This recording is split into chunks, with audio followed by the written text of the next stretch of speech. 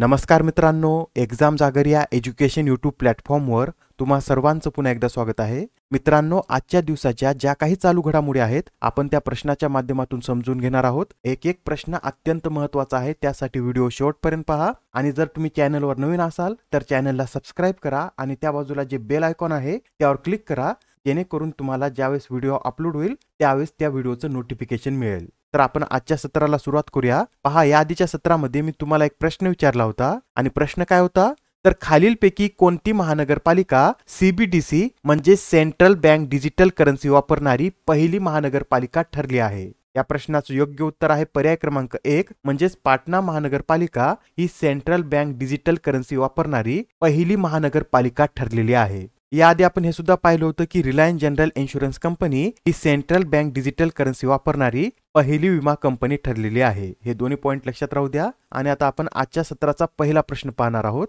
आता नुकतेच Chennai super किंग्सने IPL स्पर्धा जिंकलेली आहे, तर या संघाने कितव्यांदा आयपीएलचे विजेतेपद पटकावलेलं आहे? तर चेन्नई सुपर किंग्सने आता 5व्यांदा आयपीएल स्पर्धा जिंकलेली आहे व त्यांनी अंतिम सामन्यामध्ये गुजरात टायटन्सना हरवून या स्पर्धेचं विजेतेपद पटकावलेलं आहे। हा जो अंतिम सामना होता याचं आयोजन कुठे करण्यात आलं होतं, तर जगातील सर्वात मोठ्या क्रिकेट स्टेडियमवर म्हणजेच अहमदाबादच्या नरेंद्र मोदी स्टेडियमवर हा अंतिम सामना खेळवण्यात आला होता। त्यामध्ये प्रथम फलंदाजी करताना गुजरात टायटन्सने 214 रनांचे लक्ष्य ठेवले होते, पण पावसाच्या व्यत्ययामुळे डकवर्थ लुईस नियमानुसार चेन्नई सुपर किंग्स समोर 15 षटकात 171 धावांचे लक्ष्य ठेवण्यात आले होते व हे लक्ष्य पूर्ण करून आता चेन्नई सुपर किंग्सने 5व्यांदा आयपीएल स्पर्धा जिंकलेली आहे। याआधी स्पर्धा सीएसकेने 2010, 2011, 2018 आणि 2021 मध्ये सुद्धा जिंकलेली आहे आणि आता 2023 मधील विजयासह त्यांनी मुंबई इंडियन्स या संघाची बरोबरी केलेली आहे, कारण मुंबई इंडियन्सने सुद्धा आयपीएल स्पर्धा 5 वेळा जिंकलेली आहे आणि ती कधी कधी तर 2013, 2015, 2017, 2019 आणि 2020 मध्ये मुंबई इंडियन्सने ही स्पर्धा जिंकलेली आहे। बरं, या चेन्नई सुपर किंग्स व गुजरात टायटन्स मधील अंतिम सामन्यामध्ये सामनावीर कोण ठरलेला आहे, तर डेव्हान कॉनवे याला सामनावीर या पुरस्काराने सन्मानित करण्यात आलेला आहे। तसेच या वेळेसच्या या आयपीएल मध्ये सर्वाधिक रनासह कोणता फलंदाज हा ऑरेंज कॅपचा मानकरी ठरलेला आहे, तर शुभमन गिल हा ऑरेंज कॅपचा मानकरी ठरलेला आहे। त्याने या आयपीएल स्पर्धेमध्ये सर्वाधिक म्हणजे 890 रन काढलेले आहेत। तसेच या आयपीएल मध्ये सर्वाधिक 3 शतक सुद्धा शुभमन गिल यांनी केलेले आहेत। याबरोबरच यामध्ये पर्पल कॅपचा मानकरी हा मोहम्मद शमी ठरलेला आहे। मोहम्मद शमी यांनी यावेळेसच्या आयपीएल मध्ये एकूण 28 विकेट घेतलेले आहेत। हे दोन्ही पॉइंट लक्षात राहू द्या। ऑरेंज कॅप ही फलंदाजाला देण्यात येते, तर पर्पल कॅप ही बॉलरला देण्यात येत असते। यावेळेसचा मोस्ट व्हॅल्युएबल प्लेअर अवॉर्ड कोणाला देण्यात आलेला आहे, तर शुभमन गिल यांनाच देण्यात आलेला आहे। व आयपीएल मध्ये विजेत्या संघाला एकूण किती रोख रक्कम देण्यात येते, तर 20 कोटी रोख रक्कम देण्यात येते व उपविजेत्या संघाला 12.5 कोटी रोख रक्कम देण्यात येते। प्रश्न क्रमांक दुसरा पहा, केंद्रीय दक्षता आयुक्तपदी कोणाची नियुक्ती करण्यात आली आहे? तर आता केंद्रीय दक्षता आयुक्तपदी प्रवीण कुमार श्रीवास्तव यांची नियुक्ती करण्यात आलेली आहे। याआधी सुद्धा आपण पाहिलेलं आहे की सुरेश एन पटेल यांचा केंद्रीय दक्षता आयुक्त म्हणून कार्यकाळ पूर्ण झाल्यानंतर डिसेंबर महिन्यामध्ये श्रीवास्तव यांच्याकडे प्रभारी केंद्रीय दक्षता आयुक्त म्हणून कार्यभार सोपवण्यात आला होता व आता त्यांनाच केंद्रीय दक्षता आयुक्त पदाची जबाबदारी देण्यात आलेली आहे। त्यांनी नुकतीच आता राष्ट्रपती द्रौपदी मुर्मू यांच्याकडून या पदाची शपथ देखील घेतलेली आहे। याबरोबरच प्रवीण कुमार श्रीवास्तव यांच्याविषयी हे सुद्धा नोट करून घ्या। श्रीवास्तव हे आसाम मेघालय कॅडरचे 1988च्या बॅचचे भारतीय प्रशासकीय सेवेचे अधिकारी आहेत। ते यावर्षी 31 जानेवारी रोजी कॅबिनेट सचिवालयाचे सचिव म्हणून निवृत्त झालेले आहेत। आणि केंद्रीय दक्षता आयुक्तांचा कार्यकाळ किती वर्षांचा असतो, तर 4 वर्ष किंवा वयाची 65 वर्ष पूर्ण होईपर्यंत केंद्रीय दक्षता आयुक्तांचा कार्यकाळ असतो। इथं आता आपण केंद्रीय दक्षता आयोगाविषयी सुद्धा थोडक्यात माहिती पाहून घेऊया। तर पहा, केंद्रीय दक्षता आयोगाची स्थापना संतानम समितीच्या शिफारसीवरून 11 फेब्रुवारी 1964 रोजी करण्यात आलेली आहे। तसेच केंद्रीय दक्षता आयोग कायदा 2003 द्वारे याला वैधानिक दर्जा देण्यात आलेला आहे। यामध्ये केंद्रीय दक्षता आयुक्त व 2 दक्षता आयुक्त असतात। बरं, भारताचे पहिले केंद्रीय दक्षता आयुक्त कोण होते, तर निट्टूर श्रीनिवास राव हे भारताचे पहिले केंद्रीय दक्षता आयुक्त होते। प्रश्न क्रमांक तिसरा पहा, रेसेप तय्यप एर्डोगान यांनी तुर्कस्तानच्या अध्यक्षपदाची निवडणूक सलग कितव्यांदा जिंकली आहे? तर रेसेप तय्यप एर्डोगान यांनी तुर्कस्तानच्या अध्यक्षपदाची निवडणूक सलग तिसऱ्यांदा जिंकलेली आहे. त्यांनी आता झालेल्या निवडणुकीमध्ये विरोधी पक्षनेते कमल कलचदारलू यांना हरून ही अध्यक्षपदाची निवडणूक जिंकलेली आहे. आताच पार पडलेल्या निवडणुकीच्या दुसऱ्या फेरीत एर्डोगान यांना 52% मते मिळालेली आहेत, तर कलचदारलू यांना 48% मते मिळालेली आहेत. एर्डोगान 2003 पासून तुर्कस्तानच्या सत्तेमध्ये आहेत. याआधी 2003 ते 2014 या काळात ते या देशाचे पंतप्रधान होते.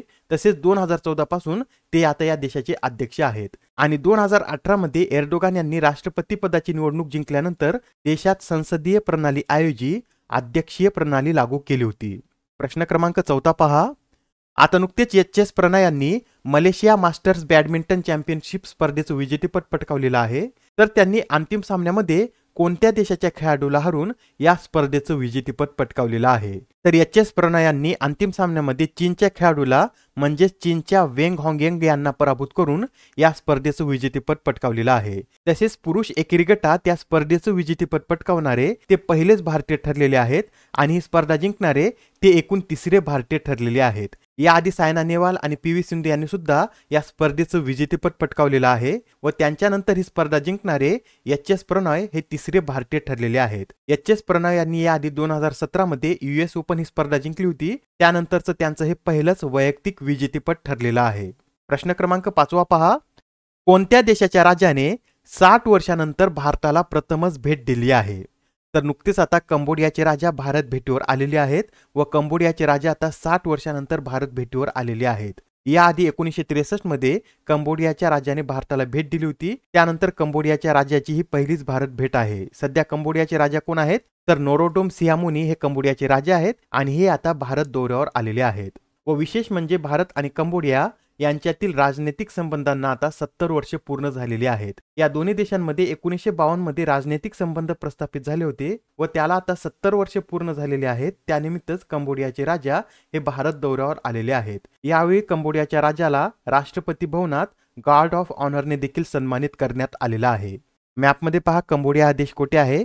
तर व्हिएतनाम, लाओस, थायलंड या देशाला लागून हा कंबोडिया देश येथे स्थित आहे. प्रश्न क्रमांक 6 पहा.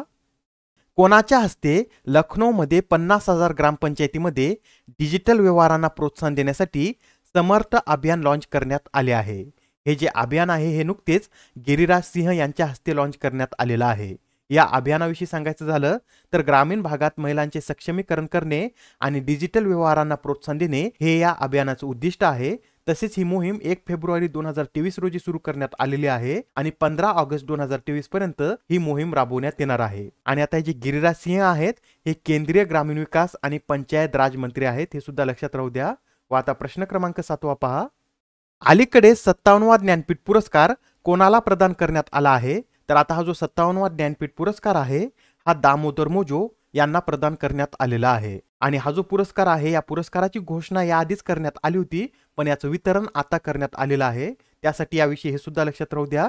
दामोदर मोजो हे कोकणी भाषेतील प्रसिद्ध लघुकथा लेखक, कादंबरीकार, समीक्षक आणि पटकथा लेखक आहेत. तसेच हा पुरस्कार मिळवणारे ते दुसरे गोव्याचे रहिवासी आहेत. याआधी 2008 मध्ये गोव्याच्या रवींद्र केळकर यांना हा पुरस्कार देण्यात आला होता. मोजो यांना याआधी 1983 मध्ये कार्मेलिन या त्यांच्या कादंबरीसाठी साहित्य अकादमीचा पुरस्कार सुद्धा मिळालेला आहे. याबरोबरच त्यांनी आतापर्यंत 25 पुस्तके कोकणी भाषेमध्ये तर 1 पुस्तक इंग्रजी भाषेमध्ये लिहिलेलं आहे. बरं, 56वा ज्ञानपीठ पुरस्कार कोणाला देण्यात आलेला आहे? तर आसामी कवी नीलमणी फुकन यांना 56वा ज्ञानपीठ पुरस्कार देण्यात आलेला आहे. याबरोबरच हे सुद्धा नोट करून घ्या. 55वा ज्ञानपीठ पुरस्कार अकित्तम अच्युतम नंदुबरी यांना देण्यात आलेला आहे. 54वा अमिताव घोष, 53वा कृष्णा सोबती, 52वा शंख घोष व 51वा पुरस्कार रघुवीर चौधरी यांना देण्यात आलेला आहे. प्रश्न क्रमांक 8 पहा. अलीकडेच कोणत्या देशाने आपला 16वा प्रजासत्ताक दिन साजरा केला आहे? तर नुकताच आता नेपाळ या देशाने आपला 16वा प्रजासत्ताक दिन साजरा केलेला आहे. याआधी नेपाळने 28 मे 2008 रोजी प्रजासत्ताक शासन पद्धतीचा स्वीकार केलेला आहे. त्यासाठी नेपाळमध्ये 29 मे रोजी दरवर्षी प्रजासत्ताक दिन साजरा केला जातो. नेपाळविषयी हे सुद्धा नोट करून घ्या. नेपाळची राजधानी काय आहे?